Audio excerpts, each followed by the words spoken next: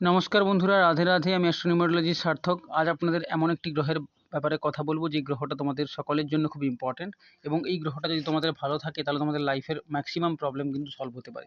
তোমাদের যাদের কাছে জন্ম সময় নেই বা কুণ্ডলী নেই এবং কোনো গ্রহ সম্পর্কে জানো না কোথায় কোন গ্রহটা বসে আছে, সেক্ষেত্রে এই লক্ষণগুলি থাকলে তোমরা বুঝতে পারবে তোমাদের ক্ষেত্রে জুপিটার ভালো আছে কি নেগেটিভ আছে। কারণ আজ আমি কথা বলবো জুপিটারের ব্যাপারে বা দেবগুরু বৃহস্পতির ব্যাপারে।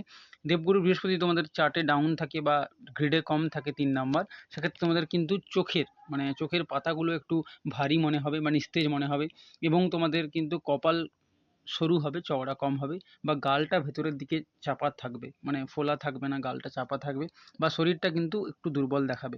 এবং এডুকেশন বা পড়াশোনা রিগার্ডিং কিন্তু ফেলিওর তোমাদের আসতে পারে, এডুকেশনে সাকসেস কম আসতে পারে। যদি তোমাদের সঙ্গে ম্যাচ করে তাহলে বুঝবে জুপিটার তোমাদের ডাউন আছে, অবশ্যই ইমপ্রুভ করতে হবে রেমেডির মাধ্যমে। সেই ভিডিও পরবর্তীকালে আমি শেয়ার করবো। যদি আজকে ভিডিও ভালো লাগে অবশ্যই লাইক ও শেয়ার করে দিও। থ্যাংক ইউ বন্ধুরা।